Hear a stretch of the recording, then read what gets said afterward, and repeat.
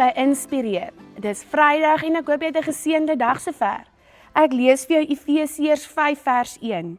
Ja, julle moet doen soos God doen, want julle is sy kinders. Hy is lief vir julle. Hier sê God so mooi vir ons dat hy vir ons 'n voorbeeld stel wat ons moet volg. Maar net so moet ons op aarde 'n voorbeeld stel wat ons kinders kan volg.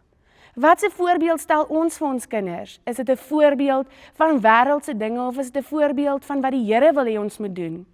Check in met jou hart vandag wat jy jou kinders leer en wat 'n voorbeeld jy stel. En kom ons stel vir ons kinders goddelike voorbeelde wat hulle fondasie op kan bou vir die res van hulle lewe. Totsiens en sien jou môre.